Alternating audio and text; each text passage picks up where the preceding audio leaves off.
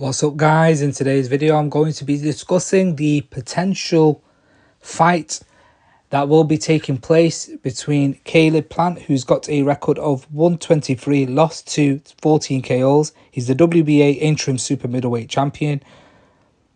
Expected to take on, depending on if they both win their fights in May 31st, Jermall Charlo, who's got a record of 133, lost 0, 22 KOs.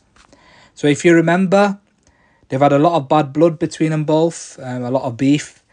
So the weigh-in of Terence Crawford versus Errol Spence Jr., they clashed backstage where Caleb Plant had slapped Jermall Charlo, and they had an altercation. So there's been a history of bad blood between them both, and now this fight, depending on if they both win in May the 31st, then they will set up a huge fight at the end of this year.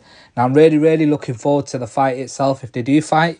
Genuinely, Jermall Charlo's been out of the ring for quite some time. And obviously he's having this warm up with sharing the same card as Caleb Plant, so it's expected that they will both be fighting each other later on in the year. Jermall Charlo is tough, undefeated, doesn't know how to lose. He's going to bring it in the fight, but if I have to go with someone, I'll have to go with someone like Caleb Plant.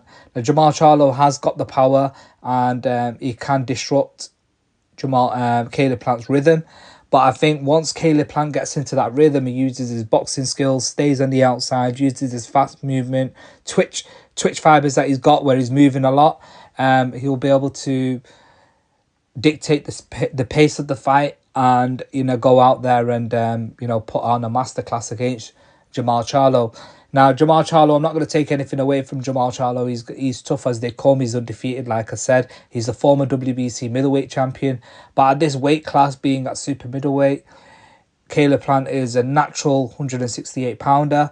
And I feel that once he gets into that rhythm of the fight and uses his movement, I feel it'll be a bit too much for Jermall Charlo. And he'll go in there and possibly get the unanimous decision, or it could be a stoppage as well. Caleb Plant, they talk about his power in general, but he has dropped a lot of opponents.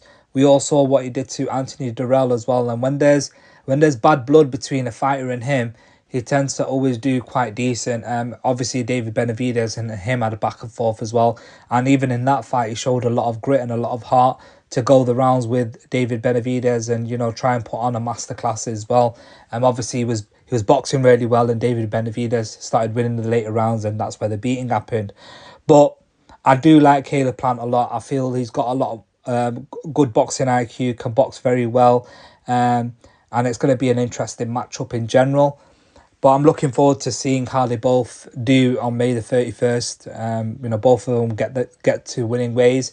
And then obviously this sets up a big, massive fight for the end of the year. But let me know what your thoughts are in general on this fight, this potential fight happening.